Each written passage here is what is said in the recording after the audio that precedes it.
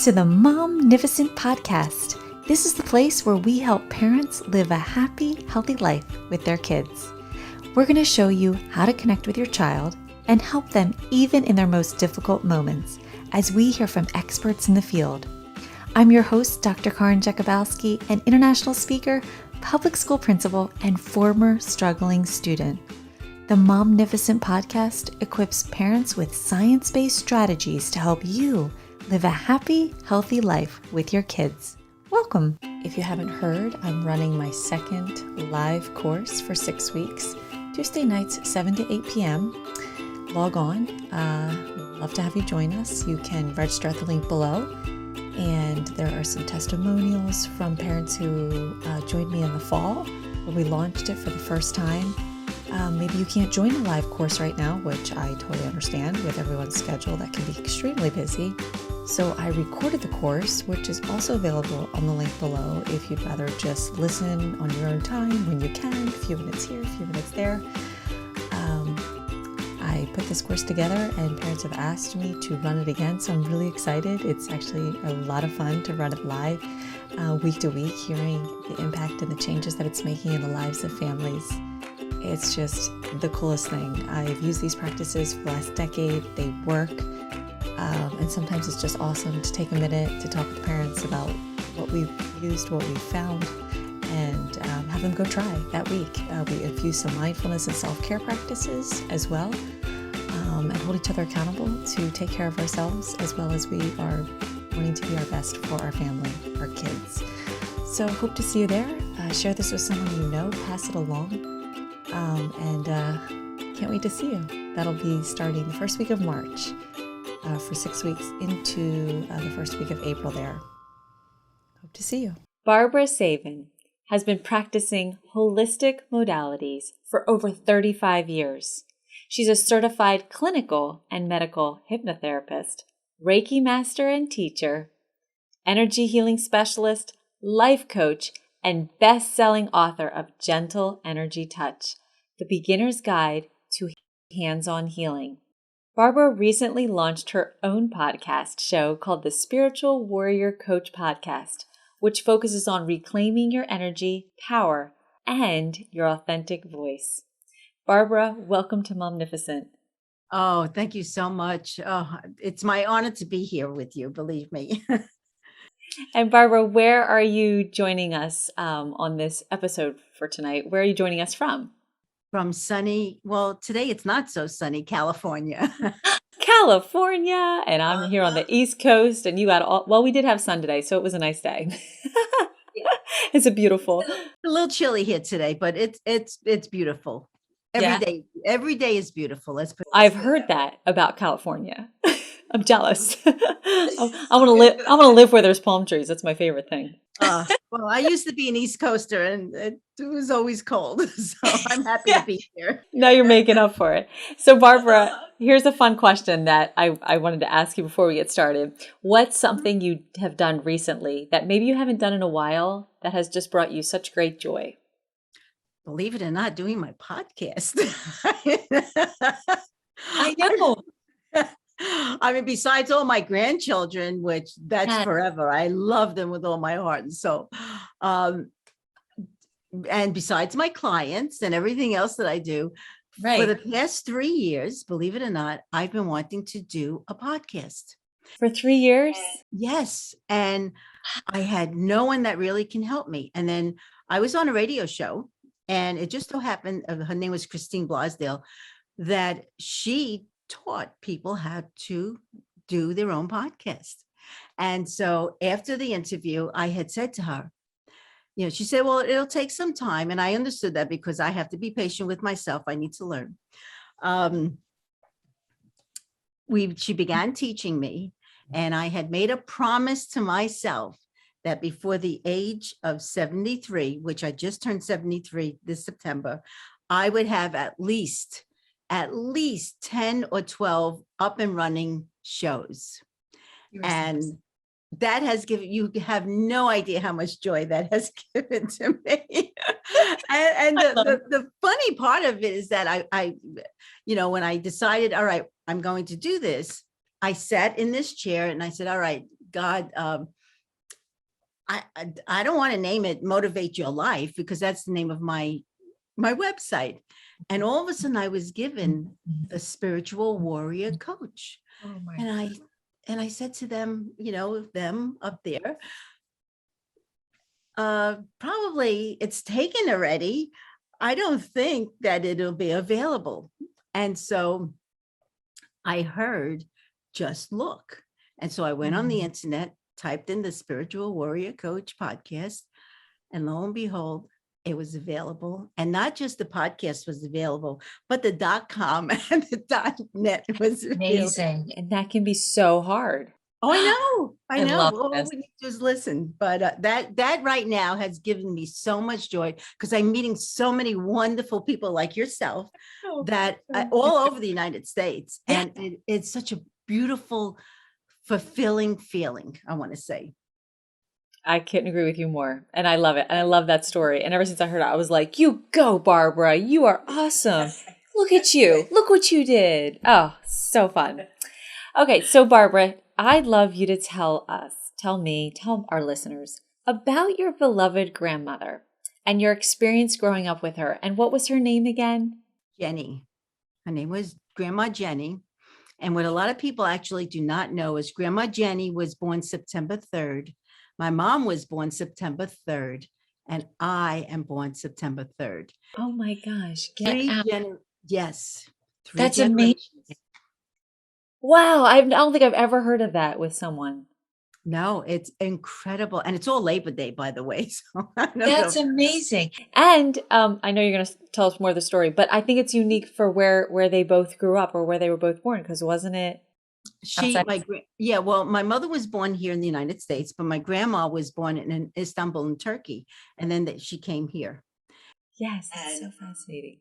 It's incredible when I think about it. And my grandson missed me by 3 days. And I said, all right, you can have your own day. But wow, that's so wild. So so the three of us were all born the same day, and we celebrated up to 18 years until she passed. So, growing up, my grandma was a healer. Grandma Jenny was a healer.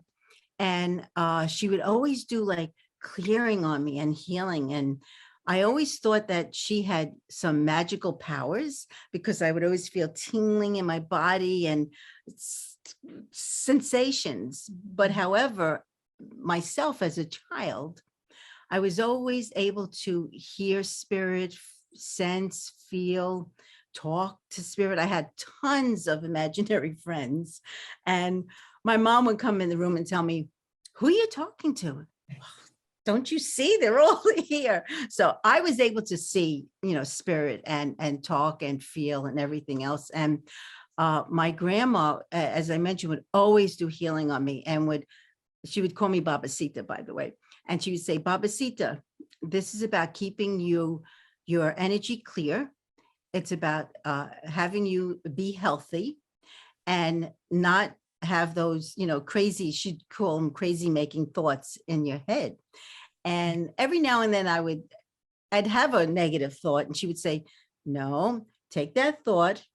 It's, whether it's your thought or someone else's thought, take it away from your head, throw it on the ground, stomp on it, but send it down to Mother Earth with love and light and healing, because it needs to be recycled into positive. And it was amazing how the healing was always there. And then my sister came into view 4 years later, and she would still do healing on us. And we would beg her many times, please, Grandma, don't do healing on us anymore. And she would say, why? Well, it's because we wanted to be sick so we can stay home from school. And that never worked. She'd always continue. And let me tell you, we were very, very healthy. And it amazed me that whatever she was doing worked. And as I said, we thought she had those magical powers, but it wasn't. She would stand up and ask for God's healing and just clear us. And then she'd put her hands on our shoulders, and both, my sister and I, once she started experiencing the healing, she would look at me and say, what is that? Yeah, it was all this tingling stuff going on. So it was a beautiful thing, even though we didn't really know what she was doing. And even though her and I had something very, actually, we had something very special together, because she knew that I had intuitive abilities and was able to see and hear things. And she would always tell me, shh, don't say anything, because back in the 40s, 50s, 60s, they would think you're crazy. And she would always say, Babasita, don't say anything, because they'll put us both away in a psychiatric ward. And then we'll never be able to see one another. So of course I would never say anything to anybody. But it was when I look back, now I know exactly what she was doing, and I understand. Probably a long explanation. No. I love that. I loved hearing that story. Was your mom as kind of touched by it as you were, or from what you remember? No, my mom, and it was her mom. She would always, say to me, "Who are you talking to? Just stop this. It's your imagination." And I would say, "No, but they're really here. They're talking to me." And she would always say, "Stop, just stop it. Just stop it, stop it, stop it."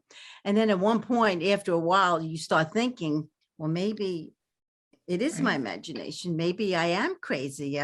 Then I wasn't sure, even though my grandma would sit me down and say, "No, you do see these things. These things are real, but not everybody understands." And it was our secret. Wow. So you lost your grandmother before your high school graduation, and it had a real profound effect on you. Can you tell us about what happened then? Well, what happened was about 3 or 4 weeks prior to my graduation. I had a very bad dream. And then now I realized that I was able to see in the future. I had a dream that my grandma Jenny died. And it was a really devastating, horrible dream. And I saw her in the coffin with her wedding gown. And when I got up, I said, "All right, no, this is just a bad dream. Just, clear it out of your head, throw it to the ground with love and light and healing, because it's a bad dream." And then 2 weeks later, it was about 2 o'clock in the morning when we get a call that grandma died. And it was just a few days before my high school graduation. And I was graduating with Mayor's Award, and I couldn't wait to see her face there, because she'd be so proud. And I was completely devastated, and not just devastated that she passed away, but I felt guilt and shame and anger, because I thought I killed her because of the dream that I had. Wow. And it was not that I killed her, of course, but over the years, I grieved so for her that I actually couldn't get over it. And then I stopped believing in the healing. I told the spirits, "Leave me alone. Don't bother me anymore. Go away. I don't believe in you." I was angry with God, because I felt not only did I kill her, but God took her from me. Right. And I was just completely, I grieved all the time. And then, of course, I got married at the age of 21. And of course, I missed her even more. Then had my children. And then, because of the anger and the frustration and the guilt and the doubt and the shame, you name it, I had all of it. Because of, again, me thinking I killed her, thinking God did it to her. I started getting extremely sick. My body broke down. I had chronic fatigue, raging migraines. Then I was diagnosed with rheumatoid arthritis. And the doctor looked at me, and I'll never forget it. He looked at me right in my eyes and he said, you're going to be crippled just like your mom. And it was like, excuse me? And then the thought from what my grandma would always tell me, take it, those negative thoughts and throw them to the ground. I left his office and I said, no, I'm not going to listen to that. I refuse to listen to that. But again, the body was breaking down. And then my niece just happened to see a flyer. And at the time we lived now in Staten Island, that mentioned a Reiki circle, a healing circle. And who knew? I didn't know nothing about Reiki. All I knew was energy healing. And she wasn't feeling well. And of course, I was really out of sorts and trying to take care of two kids. We went to this healing circle, and I'm sitting there, and the practitioners, one by one, they're doing energy healing on us. And it felt like my grandma's, but it wasn't exactly like my grandma's. And all I could remember was just sitting there crying hysterically. And then at that moment, I realized, okay, I need to get back to this and figure out what issues and challenges that I am experiencing that is actually making me extremely sick.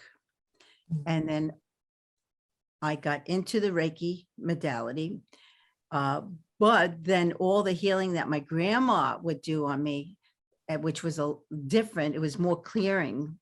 I finally got back into that, but I took all the Reiki. I took Reiki 1, Reiki 2. I became a Reiki master, and then eventually I became a teacher. I learned pranic healing. I learned healing touch. I now threw myself into the healing modalities and realized that it wasn't my dream that killed my grandma. It was something that I was able to see in the future. Like a premonition. Exactly. And so I think God was preparing me for that, even though I took it the wrong way. And then I realized, well, my grandma, it was her time to pass. And when the soul is ready to leave, there's nothing you can do about it. And I started then getting back, as I mentioned, to the healing. I forgave my grandma for dying. I forgave me for being so upset that she died. Then I started forgiving God. I forgave God because I knew it wasn't him that took her, it was her time. And as I started forgiving, I actually began to heal, because I realized that the migraines and the chronic fatigue, the arthritis was all these issues that I was holding on to within my body. I call them now issues in your tissues. So it's things. Right. No, that's true. That's it. It is. It's that real. It has that, it has that actual physical, like that's what we experience physically. Oh yeah, because see, what happened with me is I broke down spiritually, I broke down mentally, then I broke down emotionally. And then my physical body was last to break down. So now I had to heal my physical, my mental, emotional, and my spiritual. And it did take a while for me to understand a lot of things that spiritually I was going through. But when I finally understood, I said, all right, I am getting back into this, and I don't care what anyone feels or thinks about me. This is who I am. And if you do not accept me for who I am, well, that's not my problem. That's yours. And here I am today, so many years later. Helping so many others. So when you say the clearing, how would you explain that to someone who's like, what is she talking about? What does she mean by clearing? It's hard. We pick up energies from other people, places, and things. Some energies are really good. Some energies are not so good. And unfortunately, it is the heavy energies, the not so good energies that it's static cling up, it sticks to us. And then what happens over time, the body starts to break down because we're not getting rid of those energies from our body. And when I mention clearing, what I was taught by my grandma was just to ask God to help clear our energy body. And in a sweeping motion downward, it actually would clear those energies that are not yours from you. I know it's very hard to describe. It's clearing our aura. You know, we have an aura that keeps us actually, you know, to the grounded. Otherwise, we'd be floating all over the place. So, you know, it's the outer portion of our being. And so when we clear ourselves, whether you see a Reiki master or a Reiki practitioner or an energy healer, that person can clear those heavy energies that are not yours. And then you feel much lighter. You have more focus and concentration, and there is less of a chance of you getting some type of an illness. So clearing is, you know, and also clearing can be done with mindfulness. We can very much, because that's what I used to do also. I used to sit in a chair and just, you know, do some breathing techniques and then visualize, you know, and I use the word God without any religion associated with it, because this is not about religion. This is of the spiritual essence. So I would ask God to bring down his healing light and to clear my body, and then to send any energies that do not serve me purpose down to Mother Earth with love and light and healing, because those energies need to be recycled into positive and healing. Do you think kids are more aware, sensitive, maybe at a younger age, you're kind of more conscious of this? If maybe somebody tells you about it or not, then as you get older, what are your thoughts on that? Kids are very, very in tune, because the reason for that is they don't have all that negative outside interference on them right now. So a child that says they're playing with imaginary friends, or if all of a sudden they hear voiceless voices speaking to them, it's real.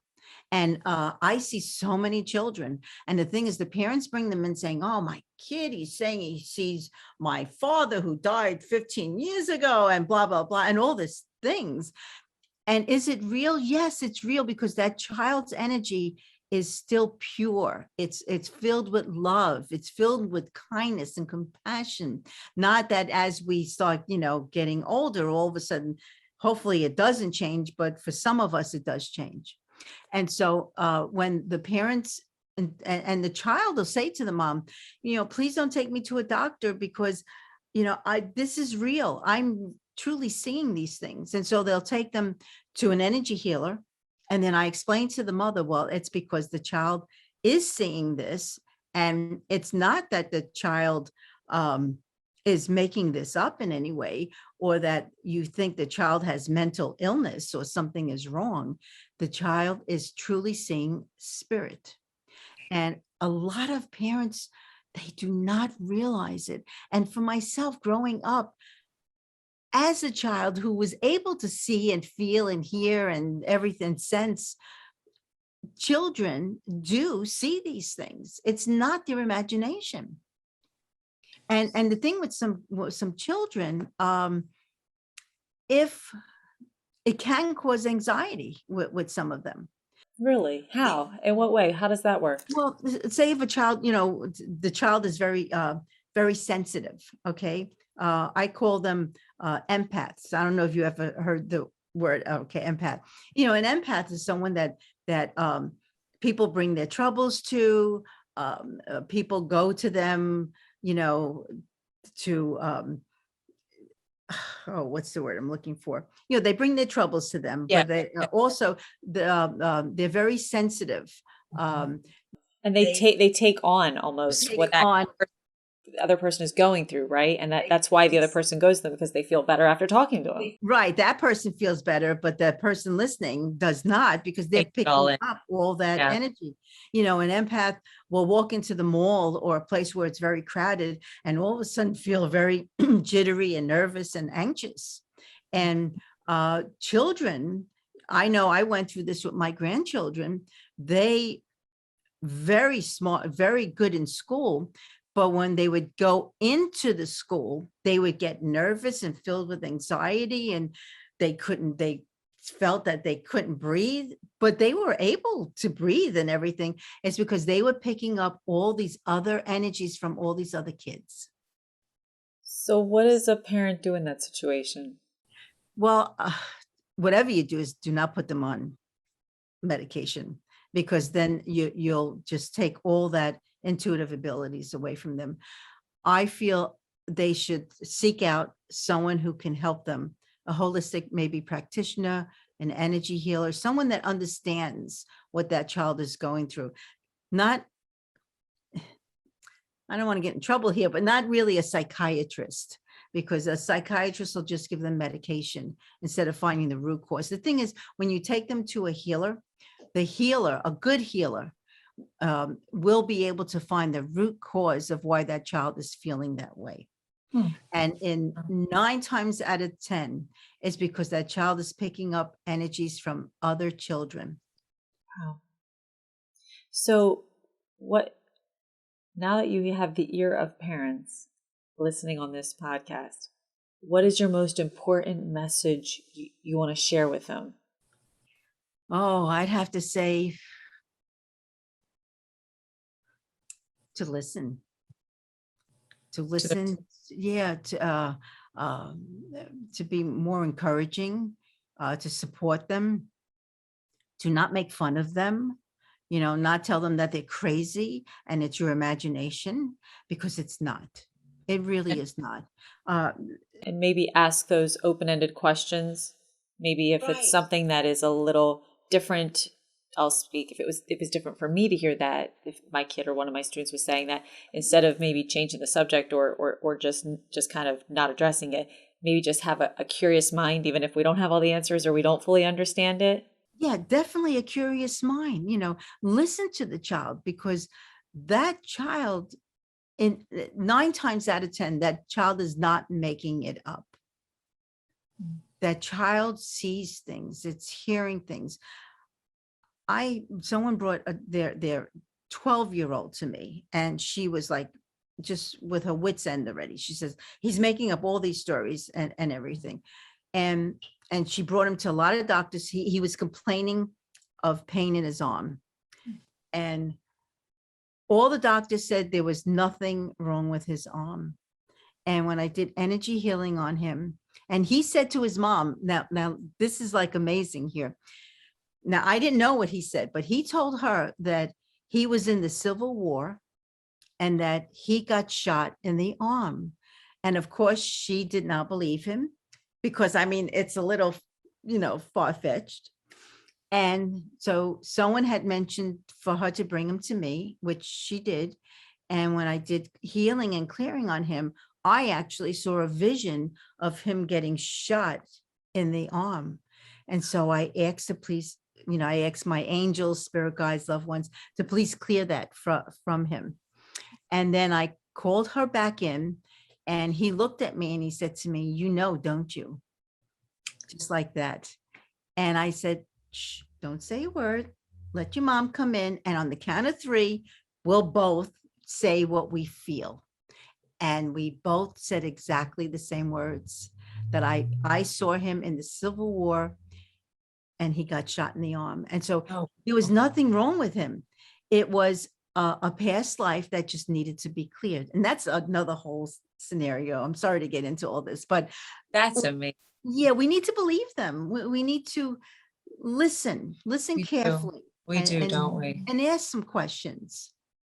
And it reminds me, I had a Dr. Gloria Gold on a previous podcast, a pediatrician, and she said, you know what, Karin, behind every behavior, there's a story.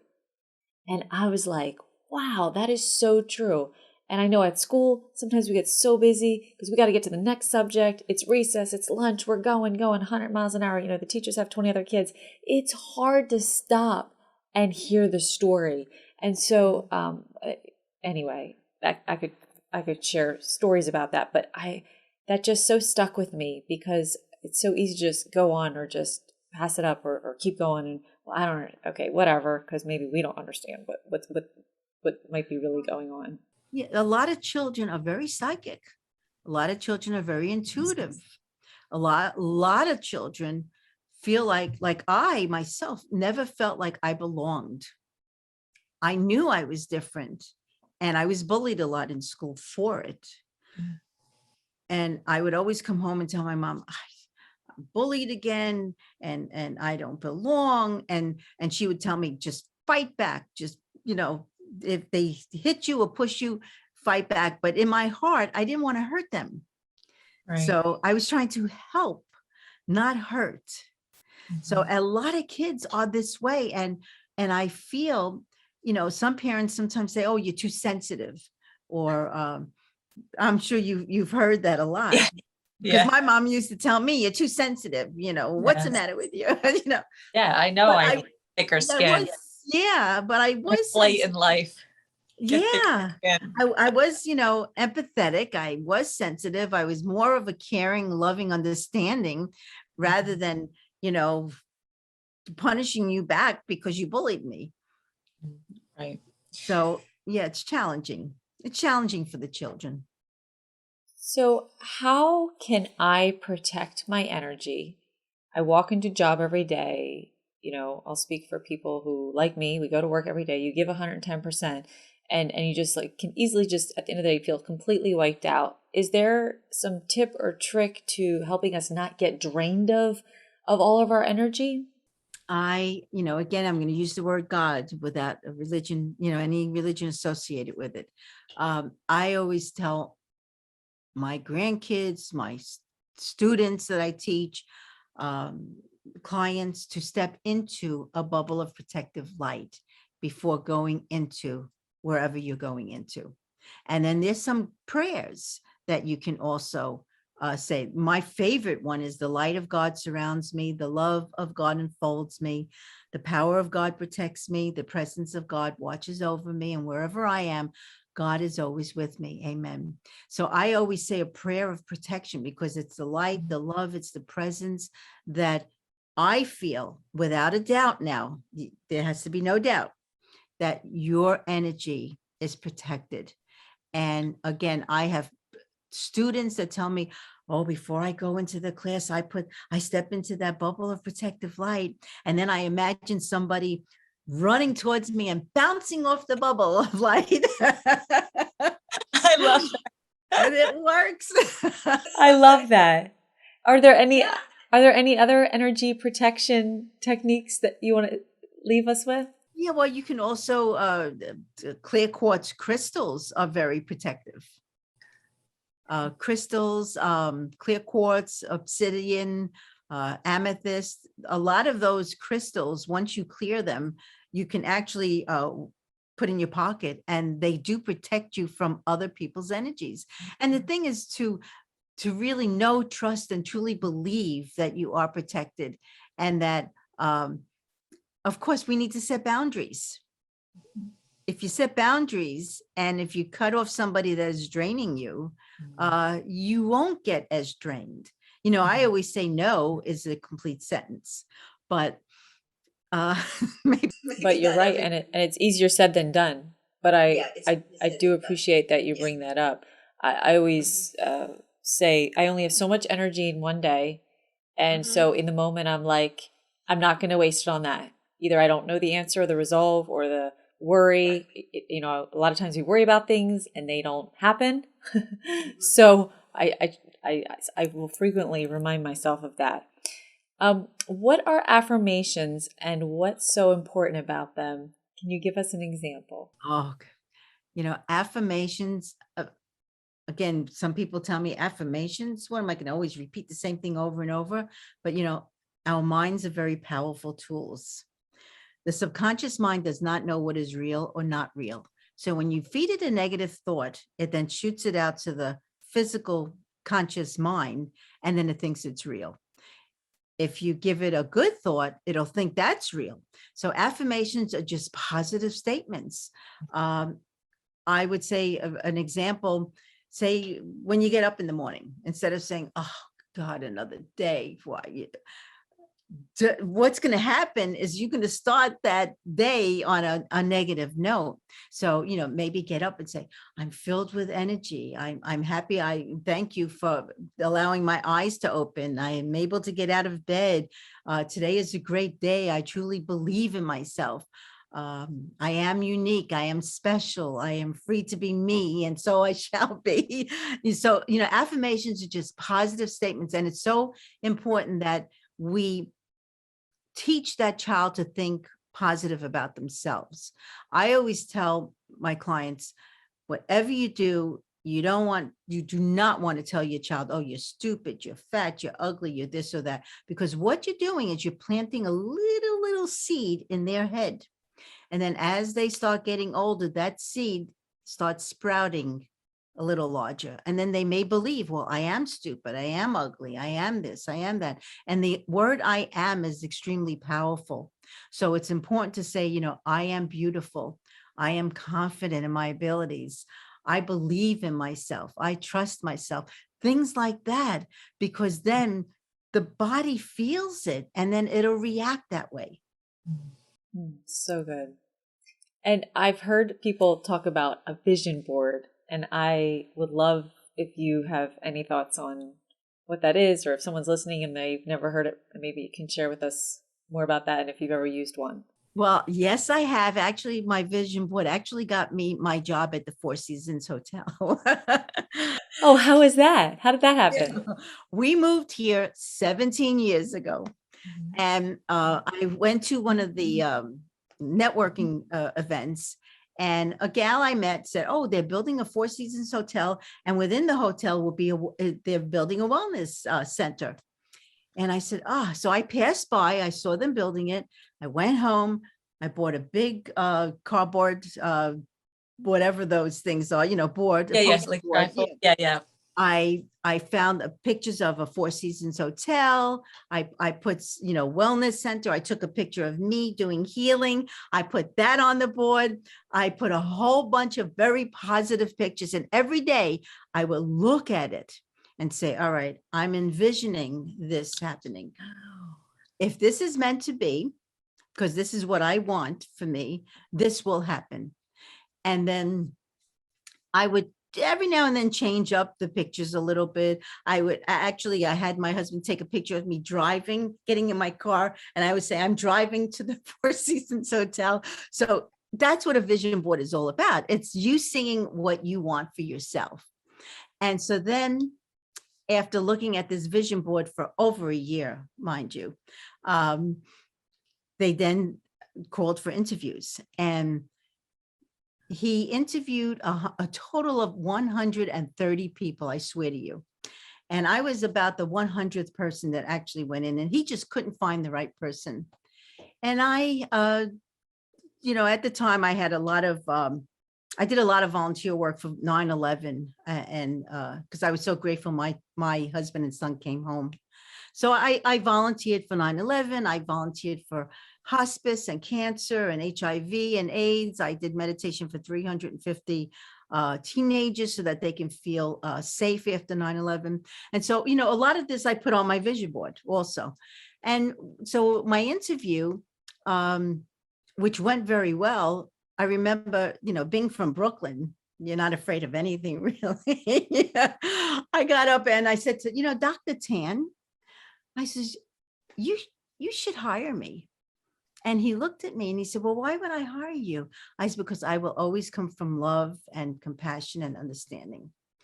And he looked at me and smiled. And I swear to you, he said to me, I shouldn't tell you this, but you are my number one. But I still have 30 more people to interview. And I said to him, that's fine. I said, just, call me when you know the answer. I said, but I'd like you to know, I actually did a vision board and saw me working here and felt the energy of it. And so he smiled. And then I walked away. And 2 weeks later, I get a call and it's Dr. Tan. He says to me, I know, I told you that you were my number one, and I really don't know how to tell you this. And I figured, all right, no expectations. What will be, will be. He pauses and then he said to me, so can you start tomorrow? Wow. And I actually got that job. Wow. I mean, what you feel and believe, if it's meant to be and happen for you, it's going to be. Yeah. We have to, of course, you don't want to put an expectation to it, because if it may not be the right timing, or it may not be the right job, but just to envision and feel, well, if this is a good possibility, this is what I would like for myself. Wow. That's beautiful. And I What, worked there for 13 years and There- then left and started my own business. wow. That's beautiful. That's inspiring. Thank you for sharing that. And that's something we can even teach our kids. Yes.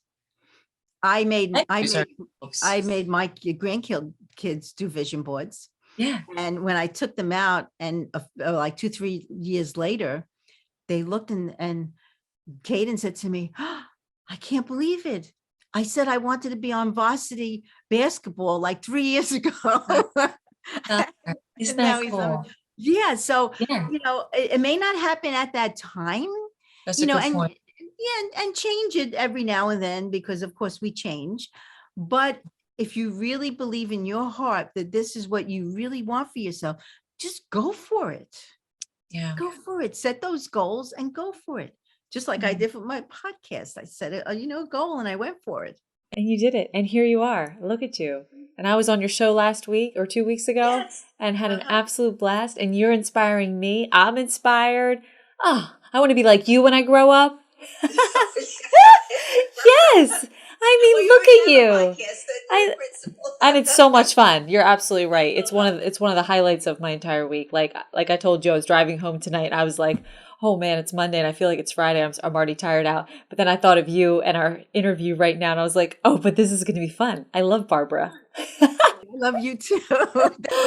Oh, so Barbara, I know I already said what's one thing you would leave, but to any listener, what's something you can leave them on a note of encouragement, hope, and maybe just a word of inspiration and encouragement for them today? I feel no matter who we are, we have to respect one another, and we have to support each other, and love unconditionally. And I know that's a tough one, but when we set conditions, it changes the energy of it. Just like a dog loves us unconditionally, we need to love the same way. This shouldn't really be conditions. Like, if I do this for you, I'll love you if you do this for me. So I would say, encourage, love, support, be kind, respect each other, and to listen, because we all have a story, and don't be judgmental. Whatever you do not be judgmental, because I always say shame on you to be judgmental, because we all have our own stuff. You need to listen and understand what is going on in that person's life. We do. We all have something we're going through. It might not be something difficult today, but it's life, and we all hit those bumps in the road. And it's amazing. You never know what someone's going through behind, when you walk by someone. Hey, how are you? Fine, good. We're so easy to say that, but we never really know what's really going behind. I think somebody said once, you don't owe anybody anything but love. Like, I am literally indebted to everyone. And what's that debt? That I can never repay them enough of love. So love. And they've got stuff going on that is life as it is. Why do they need one more person thinking ill of them to add to that? We all have those parts of life and moments and times in our life that are difficult and tough. So, like, I love what you're leaving us with. Yeah, just love unconditionally. Love unconditionally. Just love. I mean, that's love and listen. Yes, love and listen. Thank you, Barbara. Thanks for inspiring us today. Thanks for sharing with us your story. I just love listening to it. And I know what you've said has encouraged me today. So thanks for taking the time to share a little bit about yourself that can help inspire me and anybody who is listening. Thank you. Oh, thank you for inviting me on your show. I truly appreciate it. Well, that's all we've got for this episode of the Momnificent Podcast. If you enjoyed this episode, I would be honored if you would subscribe and rate if you really liked it. I know wherever you're listening right now, it might not be the best time to leave a comment, but feel free to leave a question, a review, or a comment at any time. And until next time, remember, don't worry, be happy.